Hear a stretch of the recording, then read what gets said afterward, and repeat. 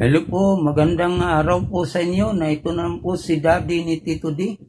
At magpaabot na naman ng mga impormasyon tungkol pa rin po sa pangkalusugan ang pag-usapan po natin sa ngayon.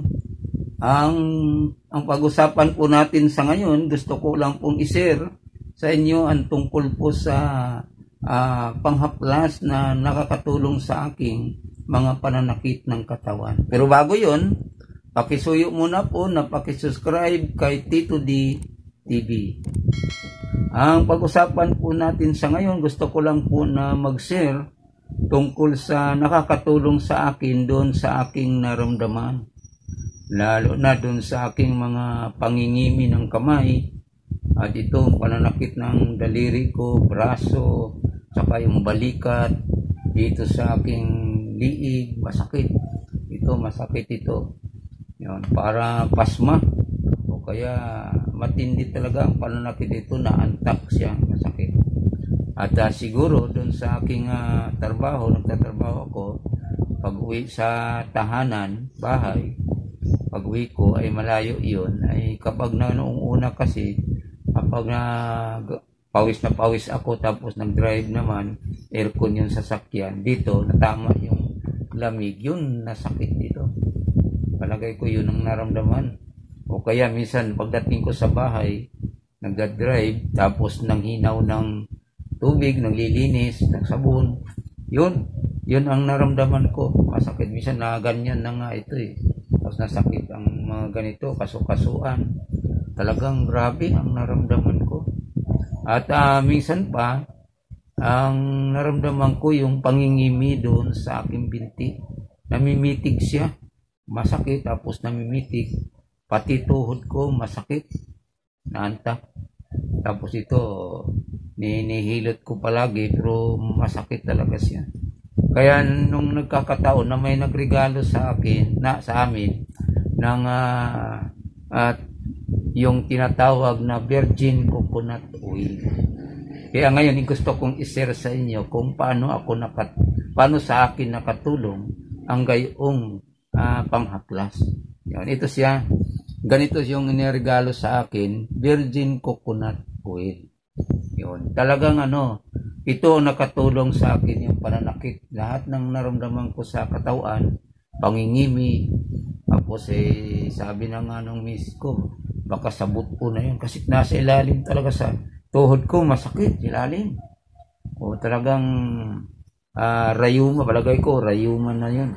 Kasi pag uwi ko sa bahay, galing sa trabaho, pagka baha, nabasa yung aking sapatos, maghapon ako nakasapatos sa trabaho. Tapos, pag uwi, nabasa, pagka naulan, pag minsan nagmotor ako, napasok yung tubig dun sa aking sapatos. Kaya namimitig yung aking binti. Pag namimitig, talagang grabe ang sakit. Halos di ko na matiis hanggang hita. Masakit.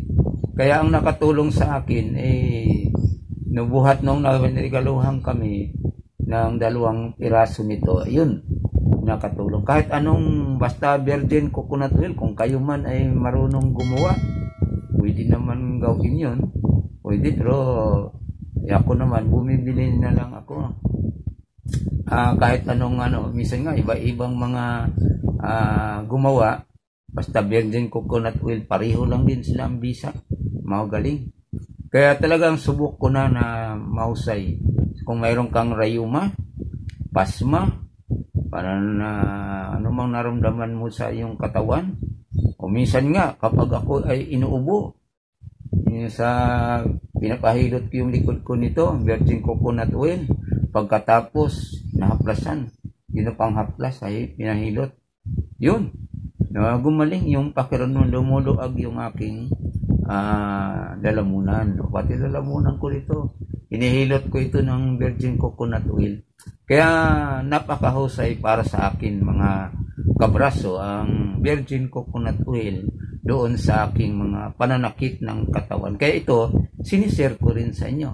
Kung mayroong man kayong rayuma, pasma, anumang naramdaman mo sa inyong katawan, o kaya pagka inuubo, minsan kasi hindi lahat ng ubo ay problema sa baga. May inuubo ka, dahil lang doon sa mga lamig-lamig sa iyong katawan, o ipapahilot mo, haplasan mo ng virgin coconut oil. Yan. Kung kayo man ay marunong gumawa, mabuti. O, pwedeng gawin yun eh. Pero kung hindi, bumibili na lang kayo, order kayo, darating sa inyo yun, ng kahit anong branch, anong pagawaan, basta virgin coconut oil. Kasi ako, kung anong nakita ko doon, order ako. Ayun. Hindi ako nagpapawala ng ito. Kasi mas maganda, lalo na kapag tayo ay medyo may edad-edad na, makakatulong talaga. Kasi nung nakaraan talagang masakit yung liig ko. Dito. Natakot ako kasi minsan nataas yung presyon ko. Akala ko, tapos itong balikat ko, napakaantak, masakit. Pinahaplasan ko to, pinahilo, tapos minsan nga ako na lang naghahaplas. Yan. Nawala yung naramdaman ko. Kaya ito ay ni-share ko sa inyo na kapag may naramdaman kayo, sumasakit ang iyong balikat, nangingimi, namimitig, sumasakit ang mga tuhod, o may rayuma kayo, ito lang ang kailangan niyo haplasan. Ang ginawa ko, tuwing gabi lang ako bago matulog, naghaplas ako. Tapos kagabi nga, sumasakit din ang aking ganito. Haplasan ko na agad, hindi na natuloy. Kaya subukan nyo. At makakatulong sa inyo kapag may naramdaman kayo. Lalo na dun sa mga tao na galing sa pagka-stroke. Pwede nyong panghaplas nito, virgin coconut oil. Yun. Para maalis yung mga sakit, pananakit, lalo na dun sa mga ganyong sitwasyon, kailangan nyo may panghaplas din na makakatulong sa inyo. Maraming salamat po sa inyong panonood at maraming salamat yung nag-subscribe din po sa akin at yung hindi pa po nakapag-subscribe, pakisuyo lang po na pakisubscribe kay Tito D TV. Muli, magandang araw sa inyong lahat.